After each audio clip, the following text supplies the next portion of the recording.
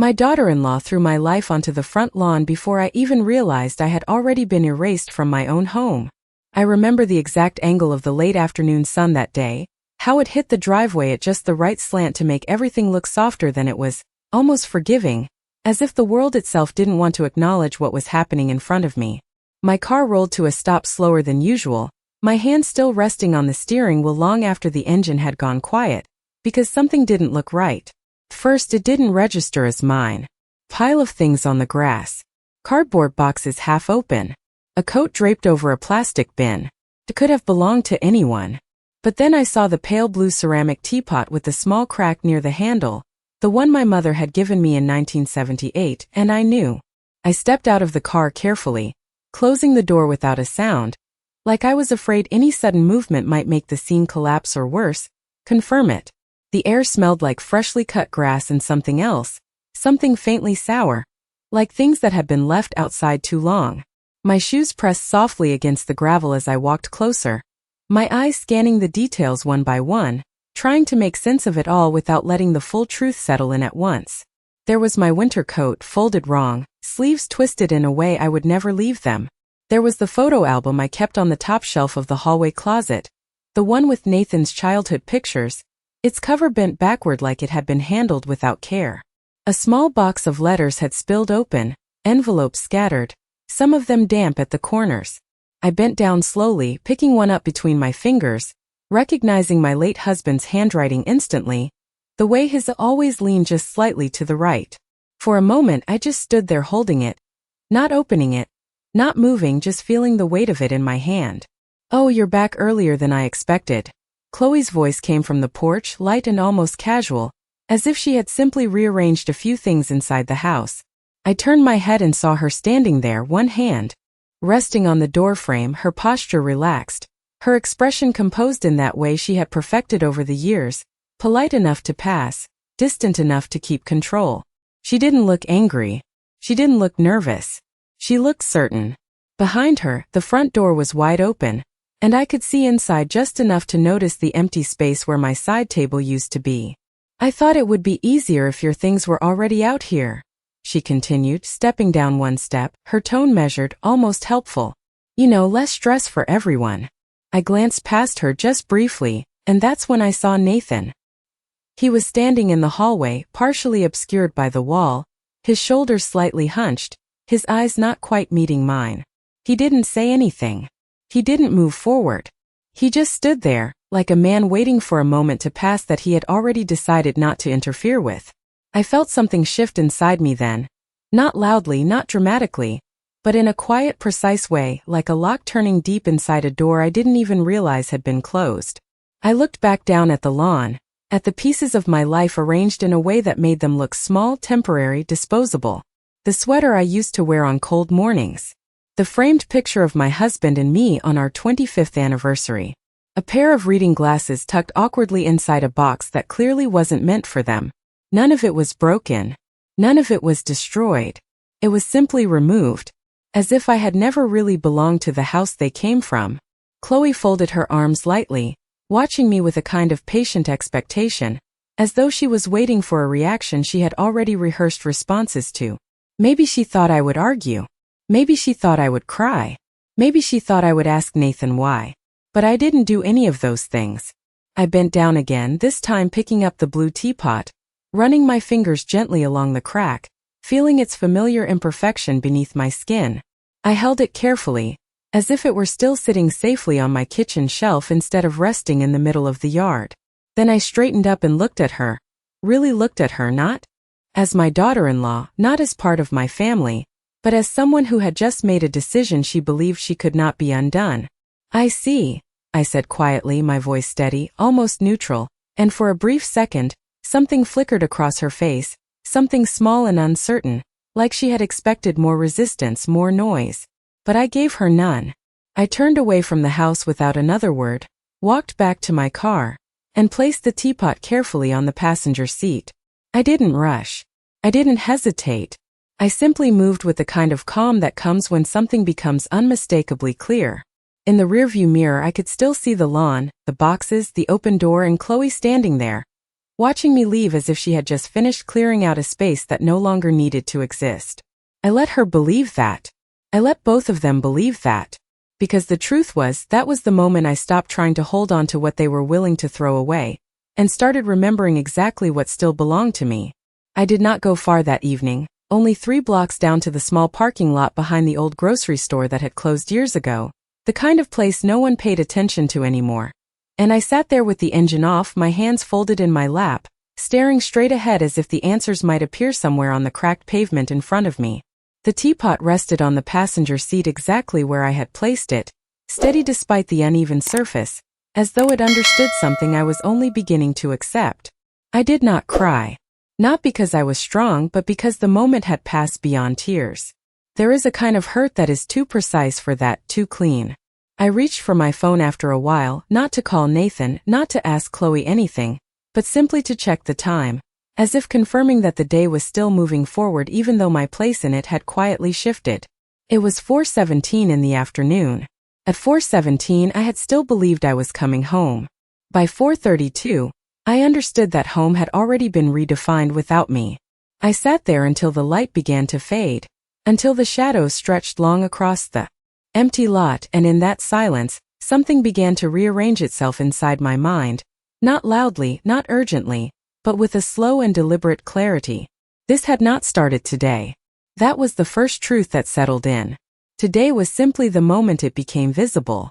I leaned back slightly and closed my eyes, letting the earlier days come forward one by one, small things I had dismissed at the time, now standing in a different light.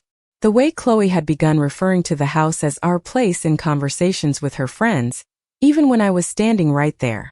The way she had reorganized the kitchen cabinets without asking, moving my things to lower shelves, higher shelves, places that required adjustment, as if gently reshaping the space to fit her without ever saying it out loud.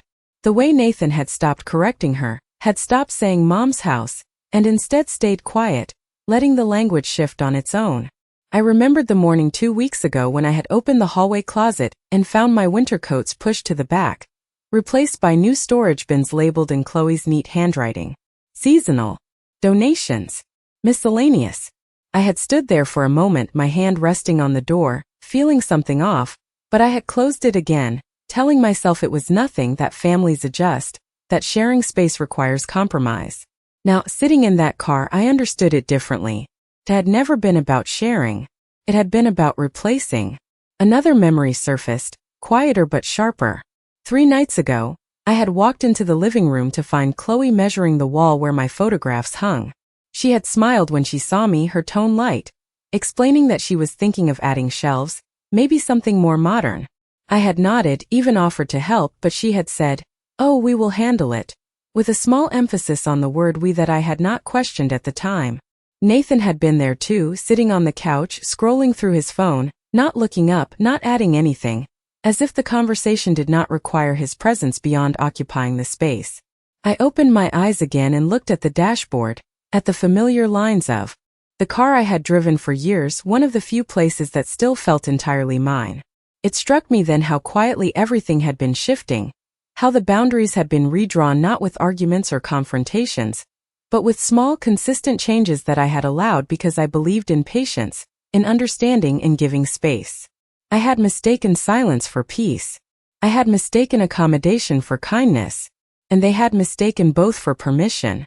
I turned my head slightly toward the passenger seat, toward the teapot, and for the first time since leaving the house, I allowed myself to think not about what had been taken, but about what remained. The house, the land, the documents I had signed years ago with careful attention, the details my husband had insisted we put in place, not out of distrust but out of foresight. He had always believed that clarity was a form of protection. At the time I had thought it unnecessary. Now I understood. I reached into my purse and pulled out my keys, turning them slowly in my hand, feeling the familiar weight, the metal cool against my fingers. They had changed the arrangement of my things, they had moved my belongings, they had stepped into spaces that did not belong to them, but they had not changed this. Not yet. I started the engine, the soft hum filling the quiet around me, and adjusted the rearview mirror without thinking. For a brief moment I caught my own reflection, older than I felt that morning, but steadier than I expected. I did not know exactly how the next steps would unfold, but I knew one thing with absolute certainty. They believed I had been removed. They believed the space I occupied could be cleared and filled without consequence. I placed my hand on the steering wheel and let out a slow breath, not of defeat but of recognition. They had already made their move. Now it was my turn to decide how the story would continue. I did not drive home that night, not because I did not have one, but because I needed to understand what that word meant now. And the small guest room at Linda Foster's house offered a kind of quiet that did not ask questions I was not ready to answer. She had opened the door before I even knocked, as if she had been expecting something, though neither of us said it out loud. Linda had lived across the street from me for over 20 years, long enough to recognize when something was wrong without needing details, and when she saw the teapot in my hands and the way I held it close, she simply stepped aside and let me in. "You can stay as long as you need," she said, her voice soft but certain, the kind of tone that did not invite protest. I nodded, thanking her without elaboration, because explaining would have required me to put words to something I was still arranging in my own mind. The room she gave me was simple: a twin bed, a small dresser, a window that looked out onto a maple tree that had not yet fully turned for the season, and I placed the teapot carefully on the nightstand before sitting down on the edge of the bed, my hands resting on my knees, feeling the unfamiliar weight of being somewhere that was not mine, even temporarily. Linda did not press for conversation that evening, but the next morning, as sunlight filtered through the curtains and I found myself standing in her kitchen with a cup of coffee I had not made, she leaned against the counter and watched me for a moment before speaking. "I saw the boxes," she said quietly, not accusing, not surprised, just stating a fact. I paused, the cup halfway to my lips, and then set it down gently. "So it was not just me," I replied, more to myself than to her. She shook her head slightly. "They started bringing things in yesterday. A truck came by in the afternoon. New furniture, I think. And Chloe was outside talking to someone, saying she was finally getting the place the way she wanted it." The words settled into place with a precision that left no room for doubt. Finally. Getting the place the way she wanted it. Not sharing. Not adjusting. Taking. I did not feel shocked then. That had already passed. What I felt was confirmation, the quiet kind that removes the last layer of uncertainty and replaces it with something far more solid. "Did Nathan say anything?" I asked after a moment, keeping my voice even. Linda hesitated just slightly before answering. "He was there. He helped carry a few things in. He did not look comfortable. But he did not stop it either." I nodded once, absorbing that, not because it was new information, but because hearing it from someone else gave it a weight that my own thoughts could no longer soften. After Linda left for work, I remained in the kitchen for a while, standing in the same spot, looking at the coffee cup I had barely touched, letting the silence settle around me in a way that felt different from the day before. It was no longer the silence of confusion. It was the silence of decision. I returned to the guest room and opened my purse, taking out the folder I had carried for years without much thought, a habit more than a necessity. Inside were documents I had not needed to look at in a long time, papers my husband had insisted we keep organized, updated, accessible. At the time, I had humored him, trusting his attention to detail without fully understanding its importance. Now, as I spread the papers out on the small desk, I could see the structure he had built, the clarity he had left behind. The deed, the trust agreement, the signatures, all in order, all unmistakable. My name not shared, not conditional, not temporary. Mine. I ran my fingers lightly over the page, not out of sentiment but out of recognition. They had moved my belongings. They had rearranged my space. They had decided, without saying it directly, that I no longer belonged. But they had not changed this. They could not change this. I sat down in the chair and read through each line carefully, not because I doubted what it said, but because I wanted to see it clearly, to let the certainty replace any lingering hesitation. There was no ambiguity, no loophole, no interpretation that would give them the authority they had assumed. I closed the folder slowly and rested my hands on top of it, feeling a calm settle over me that was different from anything I had felt since the day before. It was not relief. It was not satisfaction.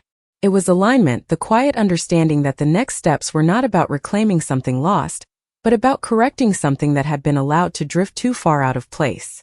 I glanced. At the teapot on the nightstand, at the small crack that had never made it unusable, only more familiar, and I stood up, picking up my phone with steady hands. There was one call I needed to make, not to confront, not to argue, but to prepare. Because if they believed they had already taken everything from me, then they had not been paying attention. And I intended to show them exactly what they had overlooked. I did not hesitate when I dialed Howard Klein's number, even though it had been years since I last spoke to him, because some relationships are built not on frequency but on clarity, and Howard had always been a man who dealt in facts rather than feelings. The phone rang twice before he answered, his voice exactly as I remembered, steady, measured, the kind that did not rush to fill silence unnecessarily. "Howard Klein speaking," he said, and I introduced myself without embellishment, simply stating my name and the reason for my call in a single breath, because I did not need sympathy, I needed precision. There was a brief pause on the other end, not of confusion but of recognition, and then he said, "Evelyn, I remember your file. Give me a moment," followed by the faint sound of papers being moved, drawers opening, the quiet mechanics of someone locating something that had already been carefully placed years ago. I stood by the window as I waited, watching the maple tree shift slightly in the morning breeze, its leaves catching the light in a way that felt almost deliberate, as if reminding me that change, when it comes, does not always announce itself loudly. "I have it here," Howard continued, his tone unchanged. "The property is held in your name exclusively, under the trust agreement your husband established. There are no provisions that grant occupancy rights to anyone else, unless you explicitly assign them." I closed my eyes for a brief second, not out of doubt, but out of confirmation, letting the words settle into place exactly where they belonged. "So there is no legal basis for them to remove my belongings or assume control of the house," I said, keeping my voice even, almost conversational. "Correct," he replied without hesitation. "What you are describing would be considered unauthorized use of the property. If necessary, it can be addressed formally, but given your documentation, your position is very clear." Clear. That was the word my husband had always used. "Keep things clear, Evelyn. It avoids confusion later." At the time I had thought he meant paperwork, signatures, details that lived on paper and stayed there. Now I understood that clarity extended beyond documents. It defined ownership, boundaries, and the quiet authority that did not need to be announced to exist. "I would like to proceed carefully," I said after a moment, choosing each word with intention. "I am not interested in escalation, but I want to ensure that when I act, there is no room for misunderstanding." Howard paused briefly, then said, "In that case, I would recommend a direct reassertion of your rights. Change access if needed. Secure the property. If they have been staying there without formal agreement, you are within your rights to revoke that access immediately." Revoke. The word did not feel harsh. It felt accurate. I thanked him, ending the call without unnecessary conversation, because everything that needed to be said had already been said. When I lowered the phone, I noticed that my hands were steady, not because the situation was simple, but because it was no longer uncertain. I walked back to the small desk and opened the folder again, not to reread it, but to place everything back in order, aligning the edges, smoothing the pages, restoring a sense of structure that had been temporarily disrupted but never truly lost.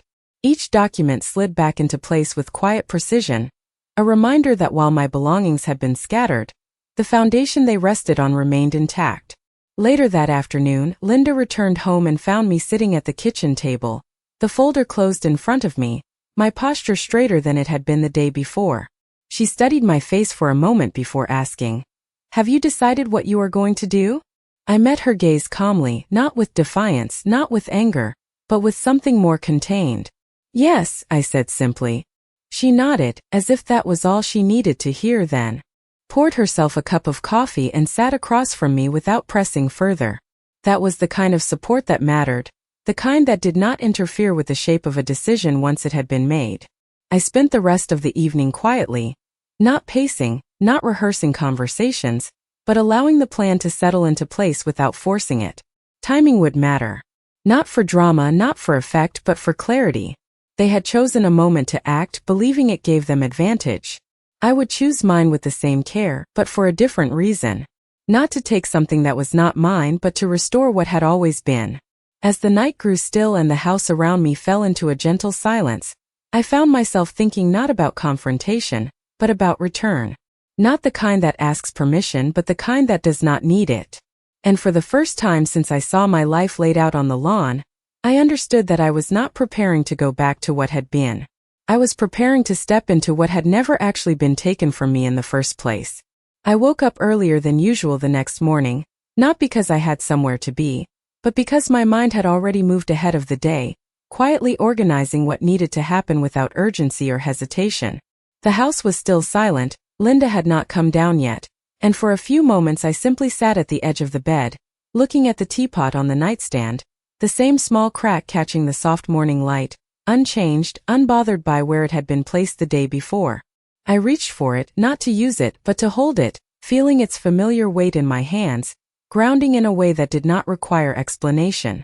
Then I set it back down carefully and stood up, smoothing my blouse as if preparing for an ordinary day, because in many ways that is exactly what it was. I was not going back to argue. I was not going back to ask for anything. I was going back to restore order. In the kitchen, I made my own coffee this time, measuring the grounds with steady hands, pouring the water slowly, allowing the routine to anchor me in the present moment rather than the events that had led me here.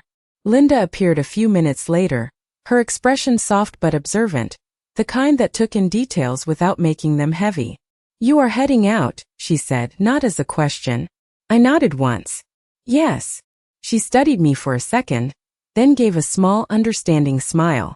"Drive safe." There was nothing more to say, and I appreciated that. I picked up my purse, making sure the folder was inside, aligned and secure, then paused briefly at the door, not out of doubt, but out of recognition that this was the moment everything shifted from preparation to action.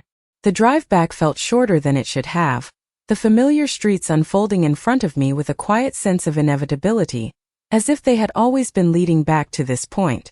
When I turned onto my street, I noticed the truck first, parked slightly off to the side of the driveway, its back doors open, revealing neatly stacked boxes and pieces of furniture waiting to be carried inside. New things. Ordered things. Things that had not been there when I left. I parked a few houses down, not hiding, but giving myself a moment to observe without being immediately seen. Chloe stood near the front steps, speaking with one of the movers, her posture relaxed, her gestures confident, as if she were guiding the process of something that belonged entirely to her. Nathan was there too, closer to the door, lifting a box, setting it down, moving with a kind of quiet efficiency that suggested participation without ownership, as though he had chosen a role that required less thought. I watched them for a moment, not with anger, but with clarity, seeing the scene exactly for what it was. They were not waiting for me. They were not expecting me. In their minds, this transition had already been completed. I stepped out of the car and closed the door gently, the sound barely noticeable over the low hum of activity in the driveway. One of the movers glanced in my direction briefly, then returned to his work, unaware of the shift that was about to occur. I walked toward the house at an even pace, my steps measured, my posture steady, the folder resting securely under my arm. Chloe noticed me first. Her expression changed, not dramatically, but enough to register surprise, a small pause in her movement that betrayed the certainty she had been carrying just moments before. "Evelyn," she said, her tone adjusting quickly, smoothing itself into something polite but controlled. "I did not expect you back so soon." I stopped a few feet from the steps, meeting her gaze without raising my voice, without changing my expression.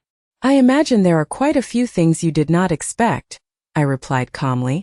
Nathan turned then, his eyes finding mine with a mixture of hesitation and something else, something that looked almost like recognition, as if he understood in that instant that the version of me who had driven away the day before was not the same one standing in front of him now.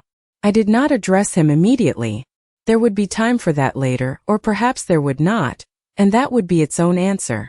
I shifted my attention back to Chloe, to the doorway behind her, to the open space that still belonged to me whether they acknowledged it or not. "You have made quite a few changes," I said, my voice even, my words simple, allowing the observation to stand on its own without accusation. She lifted her chin slightly, a familiar gesture, one I had seen before when she believed she held the advantage. "We are just settling in," she replied, emphasizing the word "we" again, as if repeating it would make it more true. I nodded once, accepting the statement without agreeing to it, then glanced briefly at the movers, who had slowed their movements just enough to sense that something was unfolding beyond the ordinary routine of their work. I did not rush. I did not raise my voice. I simply reached into my purse and felt the edges of the folder beneath my fingers, a quiet reminder of what had already been decided long before any of this began. This was not a confrontation. It was a correction, and I intended to carry it out with the same calm precision that had brought me here.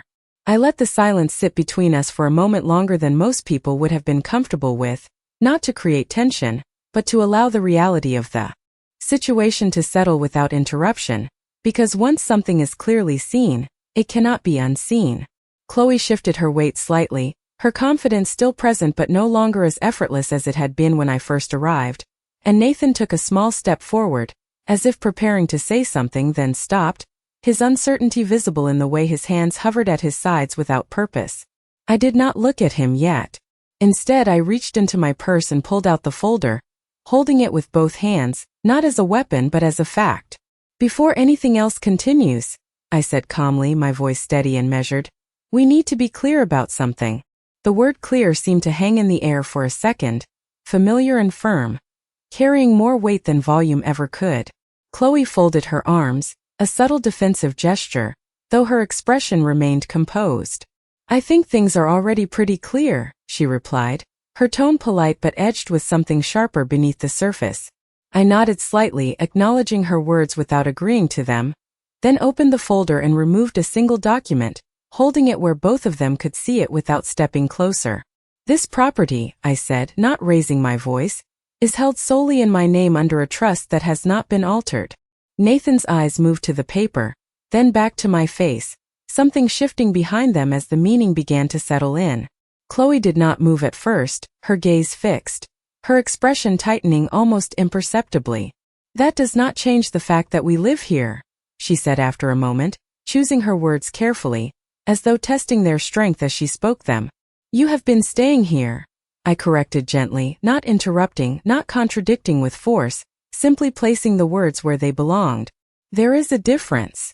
The movers had slowed now, their movements quieter, more deliberate, the energy in the driveway changing from routine to observation, though no one spoke. Nathan finally stepped forward, his voice lower than usual. "Mom, we were going to talk to you about all of this," he said, the sentence trailing slightly at the end, as if even he was unsure of its foundation. I turned to him then, meeting his eyes fully for the first time since I arrived, and what I saw there was not defiance, not even certainty, but a kind of discomfort that had been allowed to grow into silence. "You already did," I said quietly, my tone even, not accusing, simply stating what had already happened. His gaze dropped for a moment, then returned, but he did not respond. I shifted my attention back to Chloe, who was now standing a little straighter, her composure recalibrating, searching for footing in a situation that was no longer aligned with what she had expected. "I am going to ask you to stop moving anything else into the house," I said, each word deliberate, leaving no room for misinterpretation. "And I am going to ask you to begin removing what you have already brought in." The sentence was simple, but it landed with a weight that did not require emphasis. Chloe let out a small breath, not quite a laugh, not quite disbelief, something in between. "You cannot be serious," she said, her tone shifting, the polish beginning to thin. "We have already arranged everything. The movers are here. This is our home now." I held her gaze without reacting to the change in her voice, because volume does not alter facts. "No," I replied calmly, "it is not." Another silence followed, longer this time, stretching across the space between us, filled only by the faint sound of a box being set down in the truck behind us. Nathan ran a hand through his hair, his movements restless now, caught between two realities that could no longer exist at the same time. "Mom," he began again, his voice quieter, "there has to be a way to work this out." I considered his words for a moment, not dismissing them, but weighing them against what had already been done. "There was," I said, my tone unchanged, "before my belongings were placed outside without my consent." I did not need to say more than that. The memory itself carried the rest. Chloe's jaw tightened slightly, her posture shifting again, the certainty she had worn beginning to fracture at the edges. "So what are you saying?" she asked, her voice controlled but no longer smooth. "That we just leave?" I closed the folder and held it at my side, the answer already present long before the question had been asked. "I am saying," I replied, my voice steady and precise, "that you return the house to the condition it was in before you decided it no longer belonged to me." The words settled into place, not loud, not forceful, but final in a way that did not need reinforcement. This was no longer about discussion. It was about restoration, and I intended to see it through without raising my voice, without stepping back, and without leaving any part of it open to interpretation. For a brief moment, no one moved, as if the entire scene had been paused mid-action, waiting for someone to decide which version of reality would continue, and I could see it in the way Chloe's shoulders stiffened, in the way Nathan shifted his weight from one foot to the other, that neither of them had expected the moment to reach this point. The movers exchanged a glance, subtle but unmistakable, their hands slowing as they hovered near the boxes, unsure whether to continue or step back, because even without understanding the details, they understood enough to know that something had changed. Chloe was the first to speak, her voice lower now, more controlled, but carrying a sharper edge than before. "We are not unpacking everything just to pack it all back up again," she said, each word placed carefully, as if she believed repetition might reinforce her position. I did not respond immediately. Instead, I let my gaze move past her, into the open doorway, taking in the changes that had already begun to take shape inside. The entry table was gone, replaced by something sleeker, unfamiliar.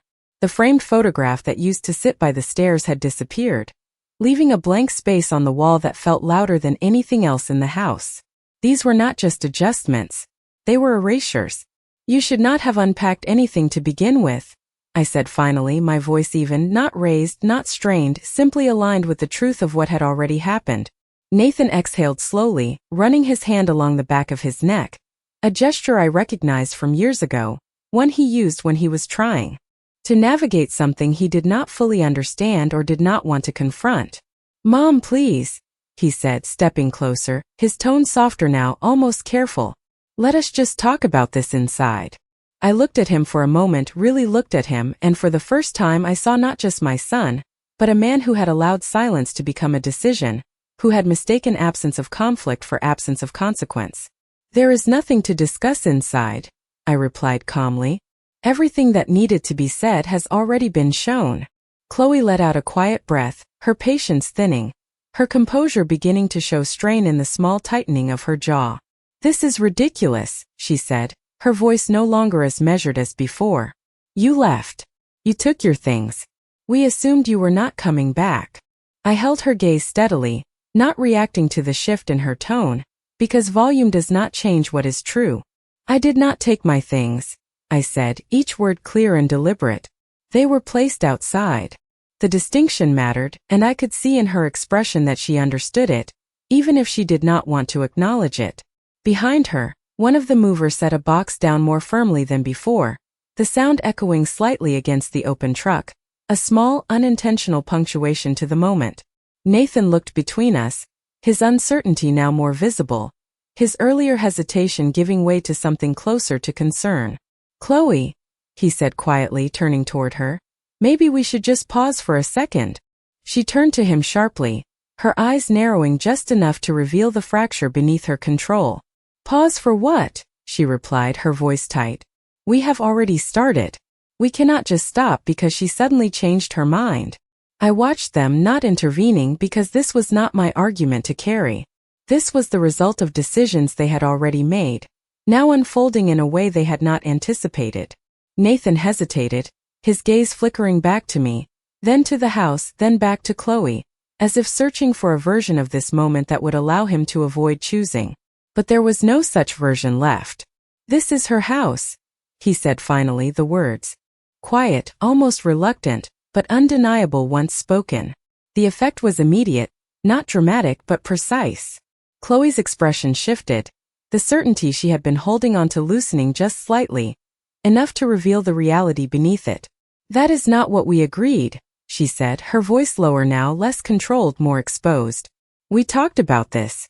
You said we could make it our space." Nathan's shoulders dropped a fraction, the weight of her words settling on him in a way that could no longer be ignored. "I said we could stay," he replied, his voice still quiet but steadier now. "I did not say it was ours." The distinction hung in the air, clear and unalterable, and for the first time since I had arrived, the balance of the situation shifted fully into place. I did not move. I did not speak. I simply stood there, allowing the truth to settle without interference, because once it had been spoken, it did not need reinforcement. Chloe looked back at me then, her expression no longer composed, no longer certain, but calculating in a different way, as if reassessing a situation she believed she had already controlled. "So what happens now?" she asked, her voice quieter, the sharpness replaced by something more measured, more cautious. I met her gaze without hesitation, the answer already decided long before the question was asked. "Now," I said calmly, "you begin putting everything back." The words did not echo, but they settled into the space with a weight that made movement feel heavier, as if every next step required acknowledgement of what had just been said. For a moment, Chloe did not respond, her eyes fixed on me, searching for something in my expression that might suggest hesitation or weakness, but there was none to find. I was not angry. I was not raising my voice. I was simply standing in the truth of what had always been mine. Nathan looked down briefly, then back at the boxes, then toward the movers, as if trying to translate what came next into action, but it was Chloe who broke the stillness first. "No," she said quietly, almost under her breath at first, then louder, firmer, as if repeating it might rebuild the certainty she had lost. "No, that is not happening." Her arms crossed again, but this time the gesture did not carry the same control. It felt tighter, more defensive, like something being held together rather than asserted. I watched her without reacting because resistance was expected, and it did not change the direction of what was already unfolding. "It is already happening," I replied, my tone unchanged, not challenging, not negotiating, simply stating what was already in motion. Behind us, one of the movers cleared his throat softly, shifting his weight as he looked between Chloe and Nathan, waiting for instruction that had not yet been given. Nathan stepped forward again, slower this time, his voice lower, more careful. "Chloe, we should not make this worse," he said, glancing briefly at me before returning his attention to her. "We need to think about this." She turned to him sharply, frustration now visible in the way her posture stiffened, in the way her composure slipped just enough to reveal what had been building beneath it. "Think about what?" she asked, her voice tightening. "Everything is already here. We planned this. We moved forward. You said it was fine." Nathan hesitated, his silence no longer neutral but heavy, carrying the weight of something he could no longer avoid. "I said we could stay," he repeated quietly, the same distinction now stronger, more grounded. "I did not say we could take over." The words landed differently this time, not as a correction, but as a line that had finally been drawn where it should have been from the beginning. Chloe looked at him for a long second, as if measuring the distance between what she believed and what was now being said out loud, and in that moment I saw something shift, not acceptance but realization. The kind that comes when a plan no longer holds the ground it was built on. I stepped slightly to the side, giving space without stepping back, allowing the doorway to remain open, not as an invitation but as a reminder. "You can begin with the items nearest the door," I said calmly, directing my words not just to Chloe, but to the situation as a whole. "There is no need to rush. Just restore what has been moved." One of the movers glanced at Nathan, who gave a small, uncertain nod, and that was all it took. The first box was lifted, carried back toward the truck, the motion simple, almost ordinary, but carrying a significance far beyond the action itself. Chloe did not move at first. She stood there, watching as the process reversed, as the direction of the day quietly shifted away from what she had intended. Her lips pressed together, her eyes following each movement, each item that left the threshold instead of entering it. "This is not over," she said after a moment, her voice quieter now, less certain, more restrained. I met her gaze steadily, not dismissing her words, but not giving them weight they did not hold. "It does not need to be," I replied, my voice calm, grounded. "It only needs to be correct." Another box was carried past her, then another, the rhythm of the movers adjusting to the new instructions, their focus returning to the task without commentary. Nathan stepped aside, his presence now more passive, no longer directing, no longer assuming, simply existing within the space that had been redefined. I watched the process unfold without interference, not supervising, not correcting, just allowing it to happen as it should have from the beginning. Inside the house, the empty spaces began to return, the unfamiliar objects disappearing one by one, leaving behind the outlines of what had been, what still was. Chloe finally turned slightly, her movement slower now, less certain, as if recalibrating each step before taking it. She reached for a smaller box near the door, hesitated for a brief second, then lifted it, not looking at me, not looking at Nathan but focusing on the action itself. It was a small gesture, but it was enough. I did not comment. I did not acknowledge it. Because this was not about recognition. It was about restoration. And as the afternoon light shifted across the driveway, casting longer shadows over the space that had briefly held what did not belong, I stood there, steady and quiet, watching as everything that had been displaced found its way back to where it should have been all along. By the time the last box was carried back onto the truck, the light had shifted again, softer now, stretching across the driveway in long, quiet lines that felt almost like a closing chapter rather than an ending, and I remained exactly where I had been, not because I needed to oversee the final steps, but because I understood the importance of witnessing something through to its completion. Chloe stood near the edge of the porch, her posture no longer rigid, no longer defensive, but held together by something quieter, something that looked more like calculation than confidence. Nathan lingered a few feet away, his hands resting at his sides, his earlier movements replaced by stillness, as if he had finally run out of ways to avoid what had been set in motion. The movers closed the back of the truck with a firm but respectful motion, one of them giving a small nod in my direction, not out of allegiance but out of acknowledgement, the kind that comes when a situation resolves itself without needing explanation. The engine started, the truck pulled away slowly, and just like that, the space they had filled was empty again, the driveway returning to what it had always been, open, familiar, unchanged in ways that mattered. I turned my attention back to the house, to the doorway that had remained open throughout the entire exchange, and without saying anything further, I stepped forward, crossing the threshold at a steady pace, not rushing, not hesitating, simply returning. The air inside felt different, not because of anything tangible, but because of what had been restored, a quiet alignment that settled into place without announcement. I walked through the entryway, noticing the small details as they returned to me, the indentation on the carpet where the table had always stood, the faint outline on the wall where the photograph had been, the familiar creak in the floorboard near the stairs, each one a reminder that presence is not erased as easily as it is displaced. Behind me, I could hear the faint sound of footsteps on the porch, the soft shift of movement as Chloe and Nathan remained outside, no longer entering, no longer directing, simply standing at the edge of something that was no longer theirs to shape. I did not invite them in. I did not close the door immediately either. I allowed the space to exist as it was, open but defined, a boundary that did not need to be spoken aloud to be understood. I moved further into the living room, my gaze settling briefly on the empty wall where my photograph had once been, and without thinking, I reached out and touched the surface lightly, not out of loss but out of recognition. It would go back. Everything that mattered would find its way back in time, in the right way, without force. A moment later I turned and walked back toward the front door, stopping just inside the frame, where I could see them both clearly without stepping outside again.